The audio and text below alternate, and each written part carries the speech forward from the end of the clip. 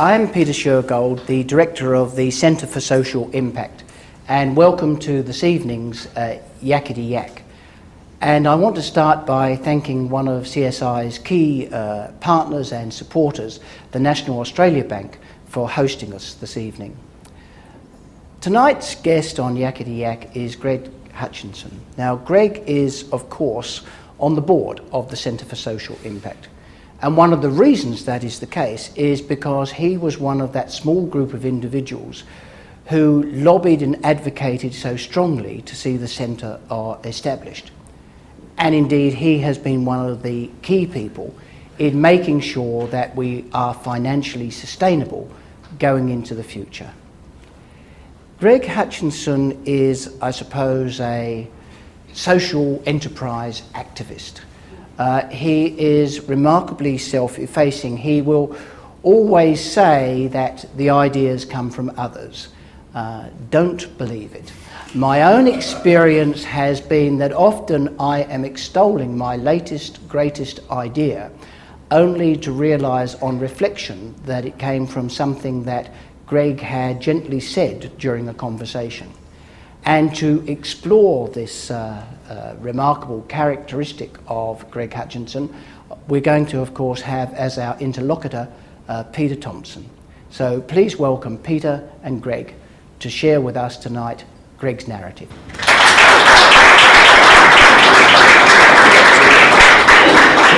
I'm going to start by telling you about some remarkable connections.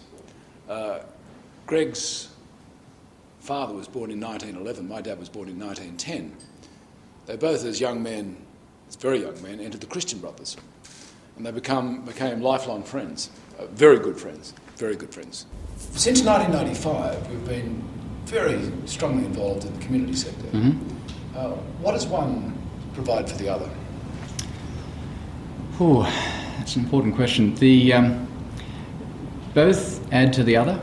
And this was not my original plan, but as I became drawn into the community sector, what I realised is that there are some things, not many, but some things that if you like, we're trained as business people or as consultants, that can have relevance to the community sector.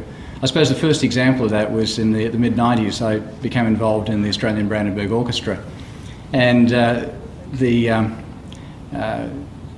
that was quite a stressful experience, I have to say, because the first experience with them was that I was asked to interview with Paul Dyer, the founder and an artistic director, and Bruce Applebaum, the general manager. And so the night before, I realised I hadn't done a job interview for a long time, even as a board member, long time. So I went to Linda, my wife, and who's a very talented musician, and realised after about a minute that I didn't know anything between Bach and Beethoven, and I still confuse them today. So that was a very stressful experience until Linda reminded me that actually it wasn't Bach or Beethoven, it was actually business that they wanted. And so I did get drawn into the strategic planning process for the orchestra, and lots of things changed, I think, as a result of that. So maybe that's one small example. As Peter was saying in terms of your introduction, you say modestly you don't create ideas. It's true. When you think about this in a high-level sense, what do you do? What are you good at? I know a lot of things I'm not good at. That's always a help. It is. Leave that to others. True. If only Kevin Rudd. Well, this could become an interesting conversation. What I do know is I have a short attention span. Despite the fact that I've been with one organisation for 30 years, I do like to move on from things. But I think, as Peter said, I suppose at heart I'm a bit of an entrepreneur, and particularly in the social sector, but also in business. And so a lot of what I've done, both in business with Bain & Company and also in the community sector, has been about starting things and then trying to figure out how I can actually build enough momentum and the right people so I can then step away. Well, these days, are you happy with the label social entrepreneur? I can't think of a better one, so it'll do for the time being. But I do really enjoy getting involved in new things, and I think particularly in those first 3 to 4 formative years, there's a lot to be discovered, a lot to contribute. But I would disagree with Peter in one respect, which is that the ideas are generally not mine, they are others. But I can't remember who said it. There's a dictum from many years ago that plagiarism is a sign of high intellect, and I do think that plagiarism can be a very rich source of ideas. I suppose it's also discerning between the ones that might work and those that don't. You spend quite a bit of your time mentoring people at senior levels in business, Yes. still particularly Bain, with the global managing directors and the like. In turn, perhaps David Gonski's been a mentor to you and He has. a vast number of business people in this city Yes. and Australia, and he had particular words of advice for you which were important. It was one of those just formative moments, I suppose. We were talking about workplace giving, and the Australian Charities Fund, this is a number of years ago now, I guess probably 5 or 6 years ago. And we'd come to the end of the conversation, and in David's inimitable style, he just ended with a question. And I've learned a lot from that question. In fact, I still carry it with me today. It sort of haunts me to some extent. But he asked me where my career was going. And I said, look, I'm not sure, but I'm pretty certain it's out of business and into the community sector full time. At that stage, I'd been the chief executive of the Australian Charities Fund for 5 years, and kind of got hooked on the activity. But he just paused and looked at me and he said, have you considered the possibility that you might be wrong? And then smiled and left the room. And that was it, and I've never returned to the conversation with him. But I think what he meant was that there is a different place, which is not in business, not in community, but actually in both. And I suppose to some extent what I took away from that conversation, or that question, was a sense that maybe the right place for this stage of my life is actually on the bridge between business and community. And I suppose the last 5 years have been trying to figure out how to add as many lanes as I can to that bridge. Are you assuming he had that answer in mind? I would be disappointed if he didn't. Or at least I'd be disappointed if he didn't have an answer in mind. Whether it's that one, I don't know. Well, let's set the scene for your work in the community sector by talking a little bit about your growing up and early work life. Your brother actually was head of mathematics at ANU. That's correct. Your other brother is, what, an electrical engineer? That's correct. So, you know, you people are technically good around maths. Well, I'm certainly not good around the arts, that's for sure. That I can assert with. I'll take that as an answer that you are good at maths. There's a very high degree of authority which says that I have no talent at all in the humanities. But there's also an apocryphal story which suggests that even on mathematics I may have some real limitations. And there is a burden with having your oldest brother being a pure mathematician with a PhD from Stanford. That's a very high hurdle to aspire to, and your second brother having more master's degrees than most on the planet.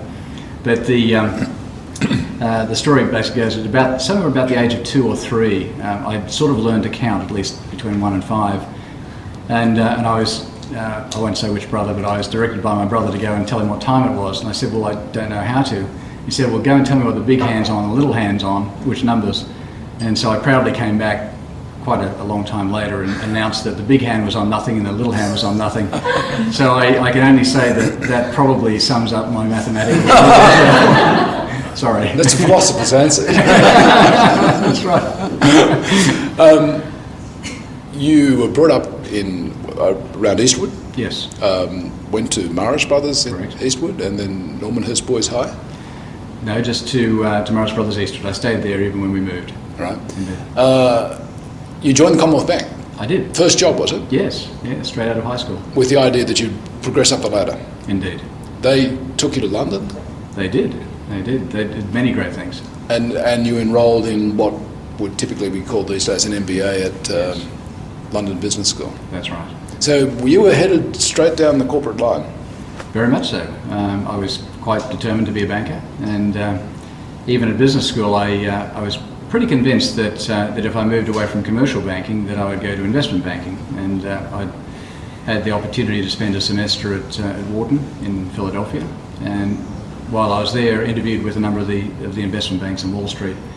Had some very interesting interviews, but that was not to be. A friend of mine came back and said, you know, there's this funny little organisation called Bain & Company. It's half a dozen people working out of a very strange office somewhere in a sort of a basement in London, affectionately in those days called Le Cave. And anyway, that was the start of what's now been a 30-year journey. I should say at this stage, you imported Linda from Australia. I did. They met when, you were 18 and yes, Linda was 17 over a game of squash. That's right. And it's been a lifelong partnership since. It has. What did Bain represent for you? I suppose an outlet for that entrepreneurship. It's a very entrepreneurial organisation, even though today it's quite a large organisation. In those days it was not. And it's always been an organisation that has innovated, and that's true in business. As a consulting firm, also Bain Capital was one of the very first private equity firms, very large, very successful now as well. But also in the social sector. There are two non-profit organisations that are actually founded from within Bain & Company, one by the worldwide managing director called Bridgespan. That's 10 years old this year, and is having a very powerful impact, I believe, on both charities and foundations in the US, and indeed increasingly outside the US. And then of course the Australian Charities Fund. So it's been a wonderful place to be able to, if you like, sort of scratch that entrepreneurial itch. But you were very much the business person. For many years, yes.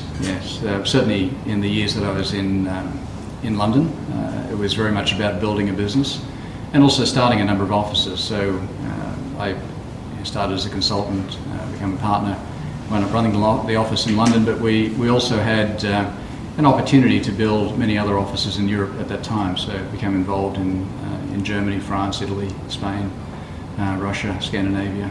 And then ultimately back in Asia. That's correct. By the Australian office. Indeed, just a little over 20 years ago. What tempted you, or how did the idea of doing something with the Brandenburg Orchestra come about in the mid-90s? Again, like most things, it was an idea that was suggested by someone else, one of my colleagues and partners, Tim Sims, who was involved increasingly in the non-profit sector. He now runs a very large private equity firm, and someone I had known, or have now known for 30 years. But he came into my office one day and said, I've got a great idea for you. I think you should go onto the board of an orchestra. And I looked at him as though, you can probably imagine, what a ridiculous idea. I don't know a crotchet from a quaver. But anyway, he's very persuasive, and he did prevail. And so that was the start of the journey. And you say, you mentioned already about the discomfort you felt about the interviewing process. When you started working with the orchestra, what did you find?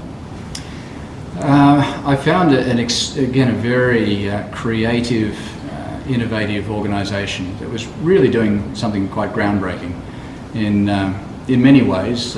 Obviously, in the sense of playing Baroque music on traditional instruments with gut strings and all sorts of things that really changed the character of the music. But also an organisation, if you like, behind the performing part of it, there was also an enterprise, and run on a shoestring, but very, very professionally. And that's where I started to get involved. And lock in on the strategy about how to actually expand the pie, I presume. Yes, exactly. Which is actually what did happen. Yes. They vastly increased their audiences. That is over true. time. What was the key to their becoming more successful than they'd been? I think in essence it's the quality of what they do, and the fact that it has evolved and changed over many years. It's quite, it's today a very innovative organisation. It's still really experimenting with the boundaries of Baroque music, which of course, unlike modern music, was never very well specified. It was a few notes on a page. When you were sitting on that board, what sorts of questions were you able to conjure up to get them to think about it? Well, it's interesting. Some of the same questions that occur in business. So, what are the financial characteristics of the enterprise? How can you de-risk that? It seemed like a strange question to ask. Lock in a cash flow. Indeed, and also to think about the timing of costs. So, it's a difficult business because you make commitments to soloists in particular 2 years ahead of performance time. you have no idea how many tickets you're going to sell, but you are making significant financial commitments. So that led to a few things. It led to the start of a very active and very successful subscription program. It also meant that we needed more certainty in the sort of annuity funding that typically comes from government, and also to really keep the orchestra vibrant, ways of actually getting the leaders of the sections together on a regular basis, and that in fact spawned the Brandenburg Ensemble. I think you stayed with them on the board for 8 years or That's correct. thereabouts. Yes. Along comes the Australian Charities Fund. Tell us about the germ of this idea. Well, again, it was not mine. So it was but again, I think a very innovative idea. It came from some volunteer work being done by a team at Bain & Company, and they were really trying to answer one question, which is how does the structure of financing or funding of the charitable sector in Australia differ from other countries? And they discovered a couple of things. One was that we really had nothing like what you find in the UK, the US, Canada, South Africa and others around this concept of workplace giving. People giving small, regular amounts through their income. They also found that the corporate philanthropy, particularly through owners and other organisations, or owned organisations and chief executives and such, was relatively underdeveloped. That latter, of course, now is largely solved through David Gonski and the PPFs and PAFs, as they're now called. The former really led to the foundation of the Australian Charities Fund. Well, where did that study come about from? Why did the group at Bain start looking at this? It was, again, to take his name in vain, it was Tim, and he was on the board of the Garvan Institute for Medical Research. And he was just thinking through how can you create a more reliable, low-cost annuity source of funding for a non-profit, in this particular case a medical research foundation that of course is linked to St Vincent's Hospital.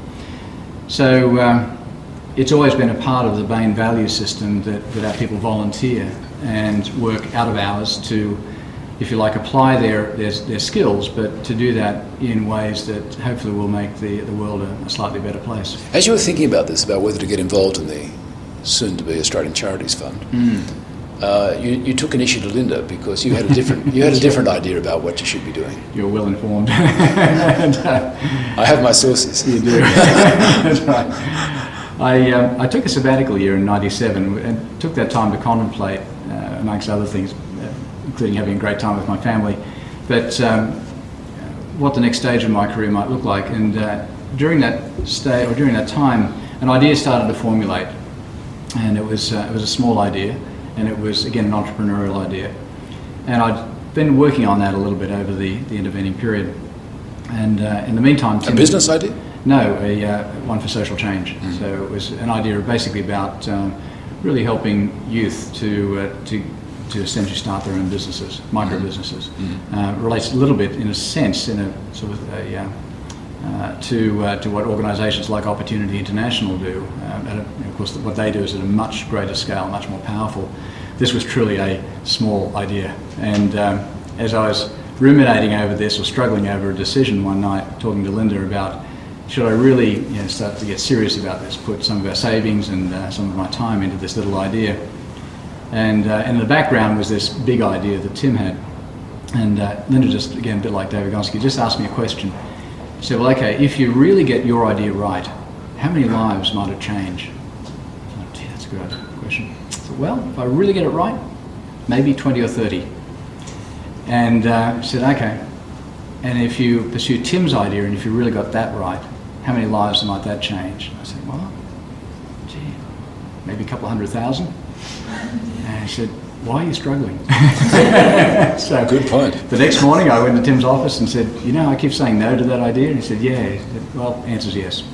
And it was a massive leap to really, this was the bridge from the business sector to the charity community sector for you, and you became CEO, first CEO of the Australian Charities Fund. Yeah. Which you took on for 5 years. Yes, yeah, that's true. But I had a lot of help. I took a proposition to the Bain partners, which I didn't realise just how compelling a proposition it was. It was at a partner offsite, And yes, he's leaving at last. That's exactly what it was. Here's the good news. On the one hand, if you agreed to me going from full-time after 20 years to a day a week, there's a rousing cheer. I will do that if you provide me with the following. And I sort of chanced my arm. I said, well, I need about $250,000 out of your pockets. And they went, that's fine. I said, great, keep going. I said, I need some really good staff that you'll pay for. He said, yep, that's okay. So I also need free accommodation for as long as we keep going. And they went, it's starting to slow down a little bit. But and then I finally closed with, we'd also like the latest in technology, telephony and so forth. And that's almost 10 years now. And they were good to their word. You're very persuasive. They were happy to see me go. One key to sort of releasing the floodgates of this potential idea was dealing with the ATO around workplace giving and what tax arrangements would apply. And this is an interesting case study in actually how something ran up against a wall and you finally were able to break through the wall. Just explain that. Well, I should start at the end and say that I'm probably one of the very few Australians who thinks that the taxman, the Commissioner of Taxation, is a wonderful, wonderful person. And he truly is, or at least the previous one. I'm sure the current one is as well. But you alone, perhaps. I think so. I haven't found too many others yet. So far it's a club of one. But we did have an interesting struggle, and after 8 or 9 months, we got to a resounding no. You put together a team of people that were really smart people all around. Extraordinary individuals. This was a major project effort. It really was, and I'm deeply in debt to both individuals and organisations. I think at last count we had 9 partners between PricewaterhouseCoopers, Mallison Stephen Jakes and Robert Richards and Associates. These weren't just qualified people, these were the best of the best. These were extraordinary individuals who truly had the capacity, the capability and the skills, plus the backing of their organisations. And we've never paid a professional services bill. So everything they did for many, many hours, usually nights and weekends, they did completely pro bono. So imagine the shock after this effort, hundreds of pages of documentation, the case seems watertight and the ATO says no. But I learned that nothing's wasted. We actually needed every hour of that work in order to go forward later on. But also I learned something very important, which is never give up. At that point, I was ready to give up. And I still remember it was about 6:30, 7 o'clock at night, Tuesday night, and around the table were John King from Mallison's, Paul Brassel from PricewaterhouseCoopers and Rob Richards and myself. And I was ready to say, okay, we've given it our best shot, it's over. There was no redress, there was no plan B. I should just get you to point out, we are talking here about the ATO agreeing to pre-tax income being... That's correct, yeah. Reduced without tax paid on amounts which were put aside for charities.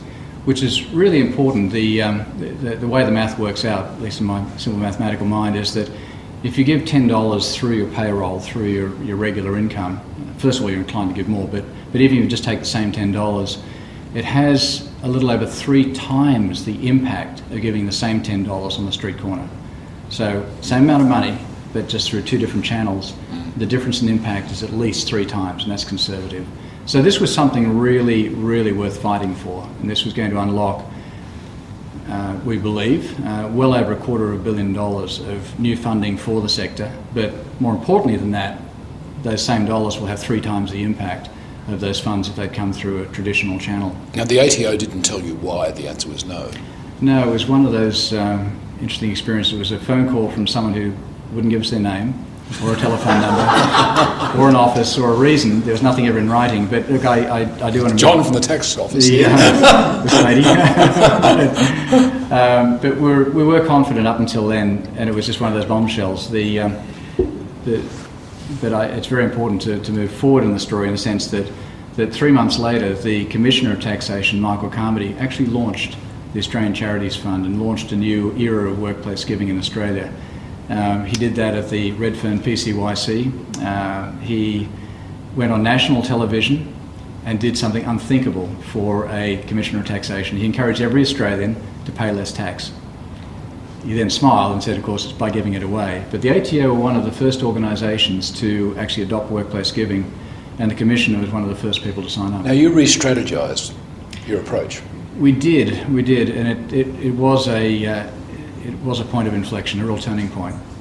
And but the thing that struck me that what did you do different? Night, well, I think we just reignited the passion, and just the sheer energy and anger, if you like, in that room demonstrated to me that I had no right to give up. So did you do anything fundamentally different? We did, and we started to present both the technical and also the human face of what we were trying to do. Right. And what became apparent was that the people behind the idea were people of integrity, people who had the capacity to draw in others, and I think it was that argument that ultimately won the day, combined with a technical argument. So both were essential. We needed the work that had been done to that point, because that created the foundation stone for ultimately the way in which the tax system now works. So without that, we couldn't have gone to the next stage, but it wasn't enough. Greg, when you talk about the human element, you mean the people that were behind the proposal? That's correct. Anytime I had this experience in talking to a number of chief executives, there's some wonderful people very early on who believed in the concept even before we actually had the real underpinning. We knew we were on safe ground, so we're not doing anything illegal. But when you describe to someone just how cost and tax effective workplace giving can be, it has a bit of the sound of a bottom of the harbour scheme, if you remember that in the 60s. And we're right next to it. Yeah, that's exactly right. So there was a bit of a challenge in that, but nevertheless there were organisations like actually PwC, Mallisons, Diageo, John Pelez, Integral Energy, Optus very much, who believed in us early and were willing to experiment, not just with tax law, but actually with their employees. And it was the strength of those organisations, I think, also that really helped. And we had a board of directors that was very important to us. Our chair was a former deputy governor of the Reserve Bank. We had the CEO of Mallisons, the CEO of PwC on the board. So these were people whose reputations they want to withhold. After 5 years, you re-geared your involvement, and you talk about it becoming shallower, but broader. Yeah. Well, I was trying to live up to the promise that I'd made in 2000 when I announced to my family very proudly that I was about to semi-retire. And the concept was that I would work 1 day a week at business, that I'd work then 3 days a week in the non-profit sector. I'd play golf 1 day a week and have the weekends off. Sounded like a good plan to me. What I didn't realise, because I hadn't spoken to those who are wiser than I, is that when you get involved in the non-profit sector, there are no weekends, there are no golf days. It's just 24/7, and that's the right thing. So the hours did not go down. The income went down, but the hours didn't. So. There are many things we could talk about, but because there are many things you've done, and we might attend to some of those things over dinner. But one of the things I want to pick up on was Good Start. Yes. Sounds like a breakfast cereal, but it's probably is a breakfast cereal. It's also there's actually a Red Cross program called Good Start as well, and it is a breakfast program. But this is the consortium, of course, of not-for-profit organisations that have taken over ABC Learning Centres. Yes. And you're a director of that. Yeah. Now, this is worth talking about for a few minutes too. How did this happen? Well, we know it happened to Groves and Co. They created the opportunity. It's extraordinary. There are many, success has many parents, but there are two individuals, inspirational individuals who I also am fortunate enough to call friends as well, good friends, and that's Robin Crawford and Michael Trail. They saw the opportunity. It's a once in a generation opportunity to purchase the assets, if you like, from a failed enterprise. But critical assets, these are the 678 childcare centres that care for 77,000 children every day in Australia. Not only that, but there's the opportunity to go beyond that, to really lift Australia's standards of early learning and also to really make a difference for vulnerable children, children in disadvantaged circumstance. And so those two worked extraordinarily hard. I may be a failed retiree, but they're fully enfranchised members of that club as well. Well, for those that aren't fully up to this, the consortium partners are Mission Australia, Brotherhood Benevolent Society, that's right, Brotherhood of Benevolent St Lawrence, Society, yeah. and Social Ventures Australia. Right. So it's certainly one of the largest social enterprises in Australia, probably one of the largest in the world. It's a $600 million turnover business. It's unique, certainly outside of, say, the mainstream religious school system or hospitals. It's a very rare organisation. It was a public company and has now been taken into the private sector, but as a non-profit. It's a charity. It's a non-profit organisation, and it performs extraordinarily important work. Has a wonderfully dedicated group of over 10,000 staff who care for children in the 0 to 5 age range every day, and also have a responsibility for educating them. And particularly important in this mission is that the OECD report a few years ago suggested that Australia probably has, Australia has a very good education system. It also has a good childcare system, but the early learning, so education in the 0 to 5 range, is actually about second bottom of the OECD. Now, people will argue about the research, but the fact is that we're a long way off the pace, given the other things that we have accomplished in this country. Where do you start on that front? Well, you really start, I guess, in a couple of places. First of all, with quality research, and we've had the opportunity. Again, it's the benefit of working in a virtual organisation. So Good Start itself is a substantial organisation, but there's a much larger virtual organisation that involves universities, government, practitioners, regulators, who really have an aligned outcome, or aligned mission in raising the quality of early education. So we're now participating in research programs, E4Kids, for example, which Professor Colette Taylor is running out of Melbourne University, but involves other universities as well. So starting with the facts. Secondly, training. There is a tremendous opportunity, but also challenge, to train the very significant increase in the number of carers and educators that Australia requires now to provide universal childcare, which of course is the government's objective. But most particularly for disadvantaged kids, the research again is very clear. If you grow up as I did and as you did in a very well-functioning family, childcare is important, early education is important, but most of that you get at home. If you come from disadvantaged circumstances, either because of poverty, neglect, domestic violence, if you have learning disabilities, if you're anywhere on the autism spectrum or any of the other disabilities, if you like, that affect the ability to learn, then the early learning that you can gain up to the age of 5 is actually life-changing. And it is truly the formative time in one's life. So for disadvantaged children in Australia, and we have plenty, if we can access those children, as well as raising the aggregate level of early learning, of 0 to 5 education, we can have a differential impact on those children, which will have a major effect on society. Where did the capital come from? How much did you need? That number is still somewhat under wraps, but let's just say we got the assets for about 10 cents on the dollar, but that still is a significant amount of capital. The capital came from a couple of sectors. Again, this is part of the innovative element of it.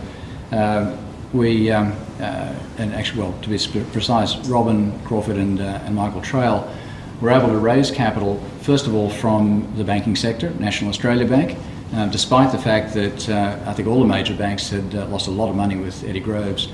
The National Australia Bank was actually willing to come back in and have been tremendously supportive of us, and we couldn't do it without them. Secondly, the Commonwealth Government believed in what we're doing, and the current Prime Minister was in her portfolio.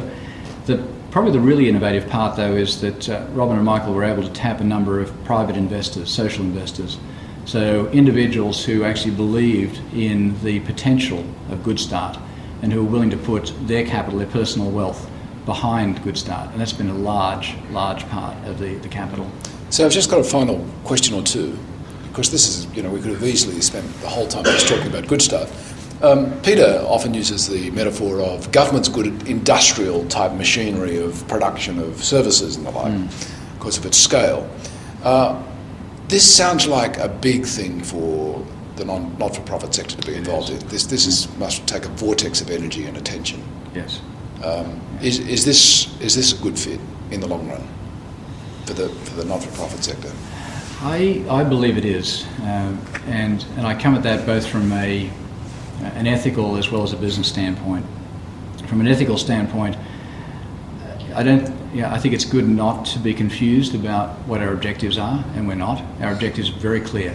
Raise the level of education and childcare in Australia for all, and secondly, make a powerful difference for vulnerable children. There is no profit motive behind that. From a business standpoint, this is a hellishly hard business. It is high variable cost. One way to think about it, it's like, I suppose, like a couple of thousand aircraft taking off every day, where you have to optimise the seats in those. And the reason I say that is that the way that our 2/3 of our costs are staff costs, as it should be, and a bit more.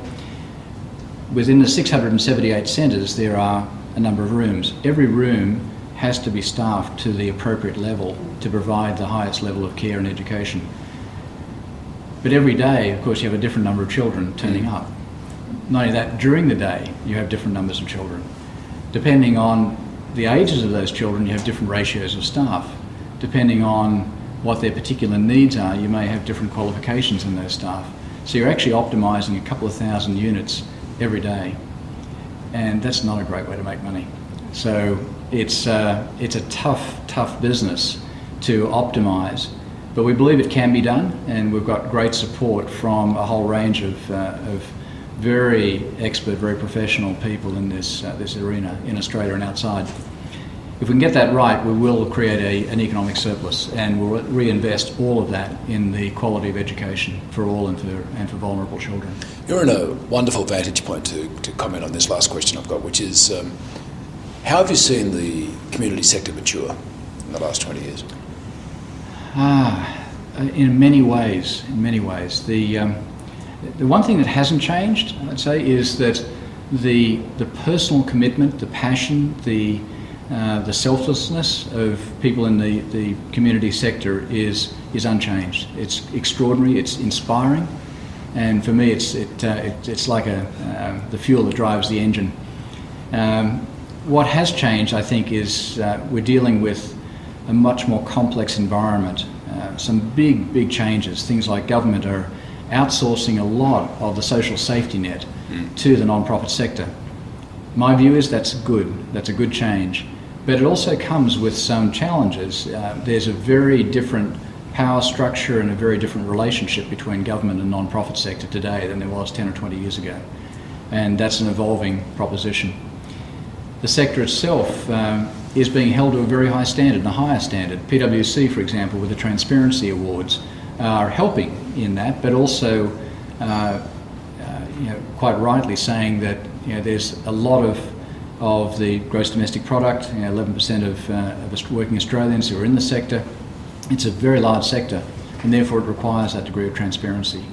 That's changing a lot, and the expectations of that. The funding sources are changing. Workplace giving, the foundations that have come through PPFs, these are big changes, and the sector is responding really well. They're becoming much more strategic.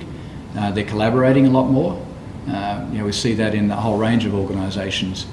And those, again, are things that we wouldn't have seen years ago. Probably one of the biggest challenges, though, is how do we really sustain in this world, particularly in the Western world, a stronger sense of community. That's, I think, one of the big unanswered challenges. It's good that we finished with an unanswered question. Greg, thank you very much. Peter, thank you.